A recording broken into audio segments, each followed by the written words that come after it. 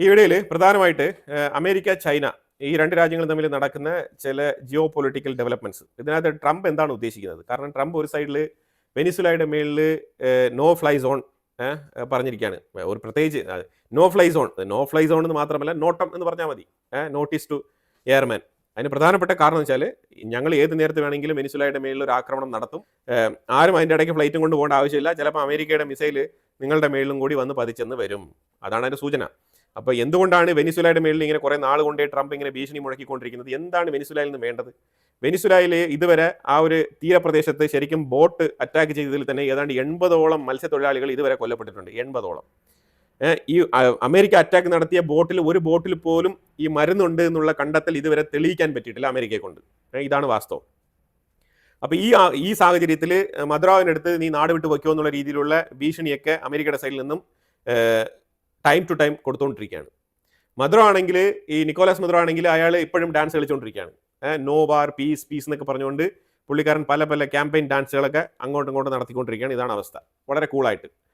ഇനി ഇതിന്റെ ഫാക്ട് നമ്മൾ പരിശോധിച്ച് ഇനിയിപ്പോൾ ഇതിന്റെ റിയാലിറ്റിയിലേക്ക് വന്നു കഴിഞ്ഞാൽ, അമേരിക്ക അഥവാ അറ്റാക്ക് നടത്തുന്നു, ടോമോഹോക്സ് പോലത്തെ മിസൈലുകളൊക്കെ വെനിസുലയുടെ മേളിലേക്ക് പ്രയോഗിക്കുകയാണെന്നുണ്ടെങ്കിൽ വെനിസുലയ്ക്ക് പിടിച്ചു നിൽക്കാൻ പറ്റുമെന്ന് വെച്ചാൽ അങ്ങനെയൊന്നും പിടിച്ചിരിക്കാൻ കഴിയില്ല.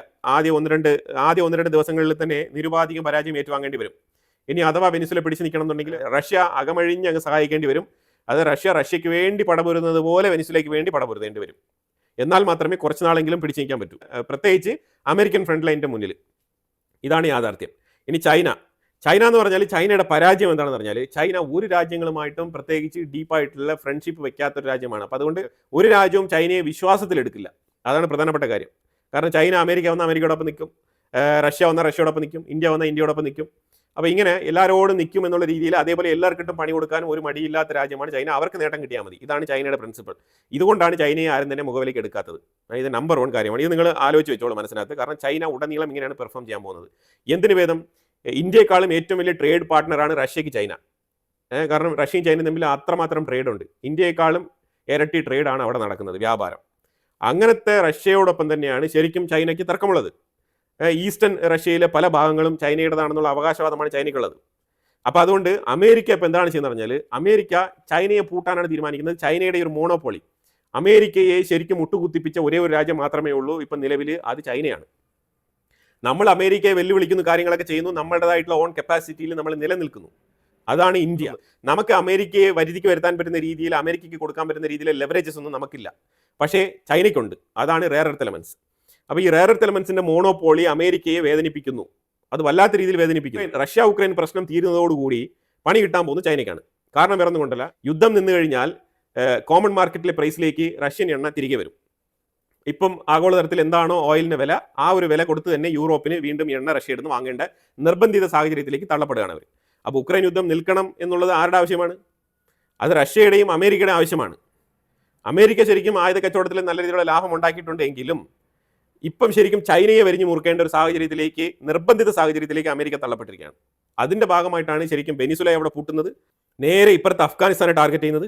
അതുപോലെ തന്നെ സെൻട്രൽ ഏഷ്യയുടെ ഭാഗത്ത് അമേരിക്കയ്ക്ക് ഒരു ഡോമിനൻസ് വേണമെന്ന് ആഗ്രഹിക്കുന്നത്. കാരണം ഇവിടെ എല്ലാം ചൈനയ്ക്ക് ആധിപത്യമുള്ള സ്ഥലങ്ങളാണ്.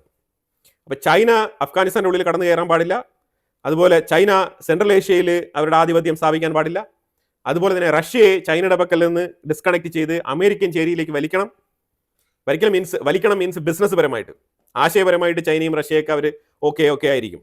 പക്ഷേ അമേരിക്കയുടെ ഡിപ്ലോമസി എന്ന് പറഞ്ഞാൽ ഇപ്പം ഇങ്ങനെയാണ്. ഇന്ത്യ അതിന് സഹകരിക്കില്ല എന്നുള്ളത് അമേരിക്കയ്ക്ക് വളരെ വ്യക്തമായിട്ട് അറിയാം. അതുകൊണ്ടാണ് പാകിസ്ഥാനെ കൂട്ടുപിടിച്ചത്. കാരണം പാകിസ്ഥാനെ ചാക്കിട്ടെടുക്കാം. ഈവൻ ദോ പാകിസ്ഥാനും ചൈനയും മച്ചാ കമ്പനിയാണെന്നുണ്ടെങ്കിലും പാകിസ്ഥാനികൾക്ക് കുറച്ച് ബിസ്ക്കറ്റ് ഇട്ട് കൊടുത്താൽ മതി, അവർ പെട്ടെന്ന് വാലാട്ടിക്കൊണ്ട് ട്രംപിൻ്റെ കീഴിൽ പോയിരിക്കും. അപ്പോൾ അതിന് വേണ്ടിയിട്ടുള്ള ഒരാളെ കണ്ടെത്തണം. അതിന് വേണ്ടിയിട്ട് ട്രംപ് ചാക്കിട്ടെടുത്തതാണ് അസീം മുനീർ. അവനാണ് അതിന് പറ്റിയ ആൾ, എന്ത് വേണമെങ്കിലും ചെയ്യും. അപ്പോൾ ഇങ്ങനത്തെ ഒരുത്തിന് വേണ്ടിയിട്ടാണ് ട്രംപ് കാത്തിരുന്നത്. അപ്പോൾ അതുകൊണ്ട് കൃത്യമായ ടൈമിൽ അസീം മുനീറിനെ പിടികിട്ടിയിട്ടുണ്ട്. അപ്പോൾ അതുകൊണ്ട് അസീം മുനീറിനെ അവിടെ ആനക്കയറ്റം കൊടുത്ത് പാകിസ്ഥാൻ്റെ ഉള്ളിൽ അവരോധിച്ചിരിക്കുകയാണ്. ഇപ്പം റഷ്യ ഉക്രൈൻ യുദ്ധം നിൽക്കുന്നതെന്ന് വെച്ചോ, റഷ്യ പഴയതുപോലെ എണ്ണയുടെ വില ഉയർത്തും. അതായത് ആഗോളതലത്തിൽ എന്താണോ എണ്ണയുടെ വില, ആ വിലയ്ക്ക് ഞാൻ എണ്ണ തരൂ എന്ന് പറയും. ആ സമയത്ത് ഇന്ത്യക്ക് $7 $8 വരെയുള്ള ഡിസ്കൗണ്ട് വാഗ്ദാനം ചെയ്തിട്ടുണ്ട്. അതെന്തായാലും നമുക്ക് കിട്ടും. പക്ഷെ ആ ഡിസ്കൗണ്ട് ചൈനയ്ക്ക് കിട്ടില്ല. കാരണം എന്താണ്? ഇന്ത്യയും റഷ്യയും പോലത്തെ ഒരു ബന്ധമല്ല റഷ്യയും ചൈനയും തമ്മിൽ. ഇന്ത്യ റഷ്യയുടെ ഒരു ഭാഗങ്ങളും ഇത് ഞങ്ങളുടേതാണെന്ന് പോയി അവകാശം പറഞ്ഞുകൊണ്ട് നിൽക്കുന്ന ഒരു രാജ്യവുമല്ല. നമുക്ക് റഷ്യയുമായിട്ട് ഡയറക്റ്റായിട്ട് ബോർഡർ ഷെയറിംഗും ഇല്ല. അതിലുപരിയായിട്ട് നമ്മൾ തമ്മിലുള്ള ബന്ധം വളരെ ദൃഢമുള്ളതാണ്. പല വെതർ കണ്ടീഷനിലും നമ്മൾ മാറി മറിഞ്ഞു പോയ സാഹചര്യങ്ങളിലും നമ്മളുടെ ബന്ധത്തിന് ഒരു രീതിയിലുള്ള ഉലച്ചിലും തട്ടാത്ത രീതിയിൽ മുന്നോട്ട് പോകുന്ന വളരെ സ്ട്രോങ് ആയിട്ടുള്ള ബോണ്ടിംഗ് ഉള്ള റിലേഷൻഷിപ്പാണ് ഇന്ത്യ റഷ്യ റിലേഷൻഷിപ്പ്. പക്ഷേ ചൈന അങ്ങനെയല്ല. ചൈന വ്ളാഡിവോസ്റ്റോക്കിനെ പറഞ്ഞൊക്കെ തർക്കം പല സാഹചര്യങ്ങളിൽ ഉടലെടുത്തിട്ടുണ്ട്. ഇതൊക്കെ റഷ്യയ്ക്ക് ഓർമ്മയുണ്ട്. റഷ്യയുടെ ഏറ്റവും വലിയ ബോർഡർ ഷെയർ ചെയ്യുന്ന ഒരു രാജ്യമായിട്ടുള്ള ചൈന ഏറ്റവും കൂടുതൽ മിലിറ്ററി പരമായിട്ടും അതേപോലെ എക്കണോമിക്കലി സ്ട്രെങ്തനായിട്ട് നിൽക്കാൻ റഷ്യ ആഗ്രഹിക്കില്ല. ഏതൊരു രാജ്യവും ആഗ്രഹിക്കില്ല. അത് ഉറപ്പായിട്ടുള്ള കാര്യമാണ്.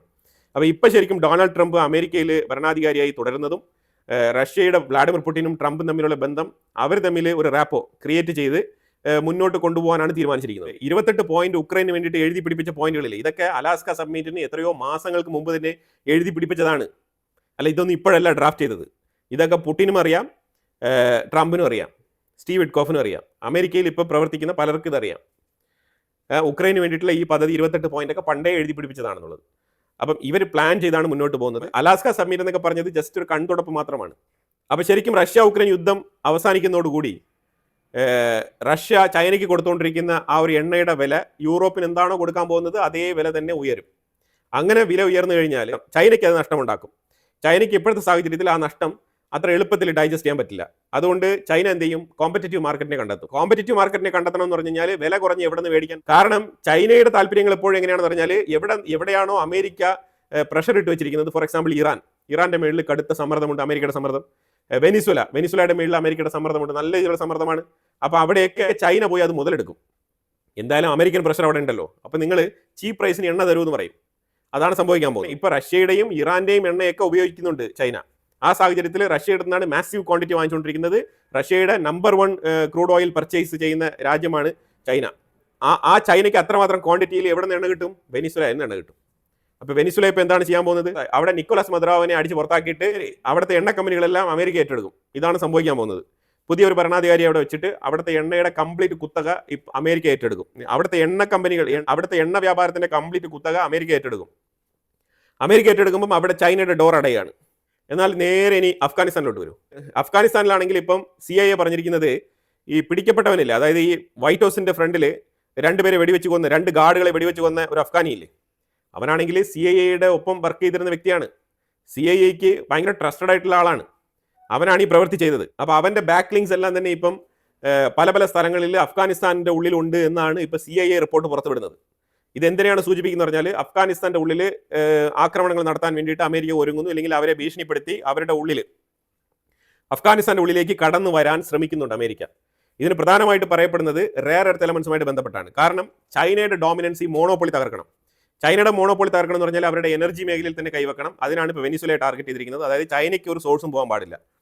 രണ്ടാമത് അഫ്ഗാനിസ്ഥാൻ. ഇപ്പോൾ അഫ്ഗാനിസ്ഥാനെ വെച്ചിട്ട് എന്താണ് ചെയ്യാൻ പോകുന്നത് പറഞ്ഞാൽ അഫ്ഗാനിസ്ഥാന്റെ ഉള്ളിൽ ചൈനയുടെ കടന്നുകയറ്റം. ഈ ചൈനയുടെ കടന്നുകയറ്റം ഇന്ന് നിങ്ങൾ അഫ്ഗാനിസ്ഥാന്റെ ബോർഡറിൽ, ശരിക്കും തജിക്കിസ്ഥാൻ അഫ്ഗാനിസ്ഥാൻ ബോർഡറിൽ 5 ചൈനീസ് എഞ്ചിനീയേഴ്സ് ആക്രമിക്കപ്പെട്ടു എന്നുള്ള വാർത്ത വരുന്നുണ്ട്. ഇത് പാകിസ്ഥാനികളാണോ അല്ലെങ്കിൽ വേറെ ആരെങ്കിലും ആണോ അറ്റാക്ക് നടത്തിയത് എന്നുള്ളതിനെ കുറിച്ചുള്ള ഉറപ്പ് ഇതുവരെ കിട്ടിയിട്ടില്ല. ചൈനയ്ക്കും അതിനെക്കുറിച്ച് യാതൊരു വിവരമില്ല എന്നുള്ളതാണ്. പക്ഷേ അങ്ങനെ ഒരു അറ്റാക്ക് നടത്തിയിട്ടുണ്ട്. ചൈനീസ് പൗരന്മാരായിട്ടുള്ള 5 എഞ്ചിനീയേഴ്സ് അഫ്ഗാനിസ്ഥാന്റെ ഉള്ളിൽ ആ ബോർഡറിൽ, തജിക്കിസ്ഥാൻ ബോർഡറിൽ ആക്രമിക്കപ്പെട്ടിട്ടുണ്ട്. അപ്പോൾ ഇതാണ് സിറ്റുവേഷൻ. അതായത് അഫ്ഗാനിസ്ഥാന്റെ ഉള്ളിൽ ഒരു അൺസർട്ടനിറ്റി ക്രിയേറ്റ് ചെയ്യാൻ വേണ്ടിയിട്ട് അമേരിക്ക ശ്രമിച്ചുകൊണ്ടേയിരിക്കും. കൃത്യമായ സാഹചര്യത്തിൽ അവിടുത്തെ റെയർ എർത്ത് എലമെന്റ്സുമായിട്ട് ബന്ധപ്പെട്ട വിഷയങ്ങളിലൊക്കെ ഇടപെടാൻ വേണ്ടിയിട്ടാണ് ശ്രമിക്കുന്നത്. അല്ലെങ്കിൽ തന്നെയും ആ ഏരിയ ലോക്ക് ചെയ്യാൻ വേണ്ടിയിട്ടാണ് അമേരിക്കയുടെ താല്പര്യം. കാരണം ചൈന അതിൻ്റെ ഉള്ളിൽ കടന്നു കയറി വന്നിട്ട് അവിടെ റെയർ എർത്ത് എലമെന്റ്സുമായിട്ട് ബന്ധപ്പെട്ട പ്രോസസ്സിംഗ് യൂണിറ്റ് സ്ഥാപിക്കാൻ പാടില്ല എന്നാണ് അമേരിക്കയുടെ താല്പര്യം. കാരണം ചൈനയ്ക്ക് ആ മേഖല കിട്ടിക്കഴിഞ്ഞാൽ അവിടെ അന്താരാഷ്ട്ര തലത്തിൽ ഒരു പ്രശ്നം ഉണ്ടാകത്തില്ല. കാരണം അഫ്ഗാനിസ്ഥാൻ എന്ന് പറയുമ്പോഴത്തേക്കും ആരും മൈൻഡ് ചെയ്യാൻ പോകുന്നില്ല. അവിടെ കാർബൺ എമിഷനുമായിട്ടുള്ള ബന്ധപ്പെട്ട വിഷയങ്ങൾ വരത്തില്ല, ഒരു ക്ലൈമറ്റ് ഇഷ്യൂ ഇല്ല. അവിടെ താലിബാനികളാണ് അവിടെ ഭരിക്കുന്നത്. അപ്പോൾ അതുകൊണ്ട് അവിടെ ആരും ചൊറിയാൻ വരത്തില്ല. ചൈനയ്ക്ക് വേണ്ടുവോളം കാര്യങ്ങൾ പ്രോസസ്സ് ചെയ്ത് അവരുടെ രാജ്യത്തേക്ക് വളരെ എളുപ്പത്തിൽ തന്നെ ഷിഫ്റ്റ് ചെയ്ത് കൊണ്ടുവന്ന് റെയർ എർത്ത് എലമെന്റ്സ് ഡംപ് ചെയ്ത് വെക്കാൻ പറ്റിയ സാഹചര്യം. ഈ സാഹചര്യം ചൈനയ്ക്ക് കിട്ടാൻ പാടില്ല എന്ന് വളരെ നിർബന്ധപൂർവ്വം അമേരിക്ക ശാഠ്യം പിടിച്ച് മുന്നോട്ട് പോകുന്ന ഒരു രംഗമാണ് നമുക്കിപ്പോൾ കാണാൻ കഴിയുന്നത്. ഇന്ത്യക്ക് ചബഹാർ പോർട്ട് റീ ഓപ്പൺ ചെയ്ത് കൊടുത്തതിന്റെ പ്രധാനപ്പെട്ട കാരണവും ഇതാണ്. അതായത് ചൈനയുടെ ഇൻഫ്ലുവൻസ് അവിടെ കൂടും. അതായത് ചബഹാർ പോർട്ട് അമേരിക്ക സാങ്ഷനിൽ ഏർപ്പെടുത്തി, അതുകൊണ്ട് ഇനി ഇന്ത്യക്ക് ഉപയോഗിക്കാൻ പറ്റില്ല എന്നൊക്കെ പറഞ്ഞൊരു വാർത്ത വന്നിട്ടുണ്ടായിരുന്നല്ലോ. അതിനെ തുടർന്ന് വീണ്ടും ചബഹാർ പോർട്ട് ഇന്ത്യക്ക് ആക്സസ് കിട്ടി. എങ്ങനെയാണ് കിട്ടിയത്? അത് കിട്ടിയതിന്റെ പ്രധാനപ്പെട്ട കാരണം ഇതാണ്. കാരണം ചബഹാർ പോർട്ട് ക്ലോസ് ചെയ്തിട്ട് അഫ്ഗാനിസ്ഥാനിലുള്ള ട്രേഡ് റൂട്ട് കട്ട് ചെയ്ത് കഴിഞ്ഞാൽ അവിടെ ചൈനയുടെ കടന്നുകയറ്റം ഏറ്റവും കൂടുതലുണ്ടാവും. മറ്റുള്ള എല്ലാ സാധനങ്ങൾക്കും വേണ്ടിയിട്ട് ചൈനയെ ആശ്രയിക്കേണ്ട സാഹചര്യത്തിലേക്ക് അഫ്ഗാനിസ്ഥാൻ തള്ളപ്പെടും. അപ്പോൾ ആ സാഹചര്യത്തിൽ ഒരു നല്ലൊരു പാർട്ട്ണറായിട്ടുള്ള, കാരണം അമേരിക്കയ്ക്ക് ഏറ്റവും എളുപ്പത്തിൽ കമ്മ്യൂണിക്കേറ്റ് ചെയ്യാൻ പറ്റുന്ന, ഇന്റലിജൻസ് വരെ ഷെയർ ചെയ്യാൻ പറ്റുന്ന ഒരു രാജ്യമാണ് ഇന്ത്യ. ചൈനയെ കമ്പയർ ചെയ്ത് നോക്കുമ്പോഴത്തേക്കും ആ സാഹചര്യത്തിൽ ഇന്ത്യയെ തടഞ്ഞു നിർത്തിക്കൊണ്ട് ശരിക്കും അഫ്ഗാനിസ്ഥാനെ വെട്ടിമുറിക്കുന്ന രീതിയിലുള്ള തീരുമാനമായിരുന്നു ഈ ചബഹാർ പോർട്ടിൽ ഇന്ത്യക്ക് ആക്സസ് ഇല്ലാതാക്കിയത്. അത് പിന്നീട് അമേരിക്ക അതിന്റെ ജിയോ പൊളിറ്റിക്കൽ ഇമ്പോർട്ടൻസ് മനസ്സിലാക്കിക്കൊണ്ടാണ് ഇല്ല ഇന്ത്യ അത് ഉപയോഗിച്ചോ, അത് നിങ്ങൾക്ക് യാതൊരു പ്രശ്നവുമില്ല എന്നുള്ള രീതിയിൽ കൈ കഴുകി മാറി നിന്നത്. പക്ഷെ അതിന്റെ പുറകിലുള്ള വിഷയം ഇതാണ്. ഇത് അമേരിക്ക ഒന്നും ഇങ്ങനെ പറയത്തൊന്നുമില്ല. അമേരിക്ക ഇന്ത്യ എടുത്ത് ഓക്കെ നിങ്ങൾ അഫ്ഗാനിസ്ഥാനുമായിട്ട് നല്ല രീതിയിൽ ആയിക്കോ, ഞങ്ങൾക്ക് നല്ലതാണ്, ഇങ്ങനെയൊന്നും പറയത്തില്ല. പക്ഷേ ജിയോ പൊളിറ്റിക്സ് ഇങ്ങനെയാണ് വർക്ക് ചെയ്യുന്നത്. അപ്പോൾ ഇത് ശരിക്കും ശരിക്കും അഫ്ഗാനിസ്ഥാനെ ഒരു സൈഡിൽ നിർത്തുകയാണ്. അപ്പം ഈ കസഖ്സ്ഥാൻ പോലത്തെ രാജ്യങ്ങൾ, അതേപോലെ ഉസ്ബെക്കിസ്ഥാൻ പോലത്തെ രാജ്യങ്ങളിലൊക്കെ അമേരിക്കയുടെ ഇൻവെസ്റ്റ്മെന്റിനുള്ള താല്പര്യങ്ങൾ പ്രകടിപ്പിച്ചിട്ടുണ്ട്. അവരുമായിട്ട് എഗ്രിമെന്റ് സൈൻ ചെയ്തിട്ടുണ്ട്. ഈ രണ്ട് രാജ്യങ്ങളുടെ നേതാക്കളെയും അമേരിക്കയിലേക്ക് ക്ഷണിച്ചു വരുത്തുകയും അവരുമായിട്ട് ചർച്ച നടത്തി പല എഗ്രിമെന്റുകളും ഒപ്പിട്ടിട്ടുണ്ട്. ഇതിന് പ്രധാനപ്പെട്ട കാരണം ചൈനയെ കൺട്രോൾ ചെയ്ത് നിർത്തേണ്ടത് റഷ്യയുടെയും കൂടി താല്പര്യമാണ്. മനസ്സിലായോ? ഇതാണ് പ്രധാനപ്പെട്ട ജിയോ പൊളിറ്റിക്സ്. ചൈനയെ ബേസ് ചെയ്തിട്ടാണ് അമേരിക്ക ഇപ്പം കറങ്ങുന്നത്. ചൈന സെൻട്രിക് ജിയോ പൊളിറ്റിക്സ് ആണ് അമേരിക്ക കളിക്കുന്നത്. ഈ ഒരു ചൈന സെൻട്രിക് ജിയോ പൊളിറ്റിക്സിൽ ശരിക്കും അമേരിക്ക കൃത്യമായിട്ട് തന്നെയാണ് മുന്നോട്ട് പോകുന്നത്. പിന്നെ നമ്മളെ സംബന്ധിച്ചിടത്തോളം നമുക്ക് ശരിക്കും ഇന്ത്യയുടെ മേളിലൊരു താരിഫ്, ഇന്ത്യക്ക് 50% താരിഫ്, ഇന്ത്യയുടെ മേളിൽ പ്രഷർ, അതല്ല മെയിൻ അജണ്ട ചൈനയാണ്. ഇന്ത്യക്ക് മേളിൽ കടുത്ത ഉപരോധം, സമ്മർദ്ദം, ഇങ്ങനെയുള്ള ഡ്രാമ ഒക്കെ കാണിക്കുമ്പോൾ ചൈന വിചാരിക്കുമല്ലോ ഓക്കെ ഇന്ത്യയും അമേരിക്കയും തമ്മിൽ ഇങ്ങനെയാണ്. പക്ഷേ ചൈനയ്ക്ക് ഇത് അറിയാം കേട്ടോ. ചൈന ഇത് അറിഞ്ഞുകൊണ്ട് തന്നെയാണ് കളിക്കുന്നത്.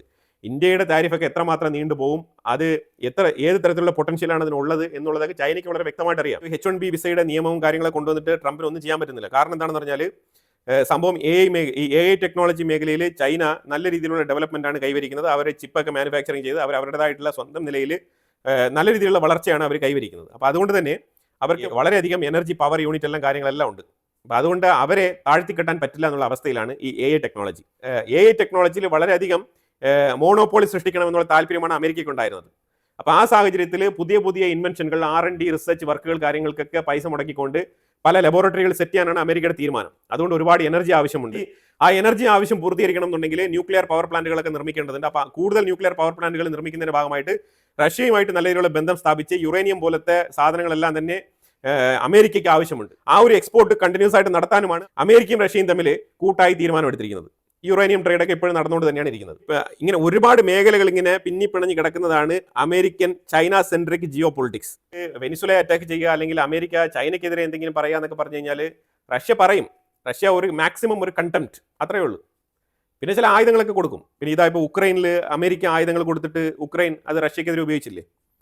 അപ്പോൾ അതുപോലെ ആയുധങ്ങളൊക്കെ വെനിസുലയ്ക്ക് റഷ്യ കൊടുക്കും. പക്ഷെ എന്ന് പറഞ്ഞിട്ട് വെനിസുലയ്ക്ക് വേണ്ടി അങ്ങ് ഇറങ്ങിത്തിരിക്കത്തില്ല. കാരണം റഷ്യയ്ക്ക് അതുകൊണ്ട് യാതൊരു ഗുണവുമില്ല.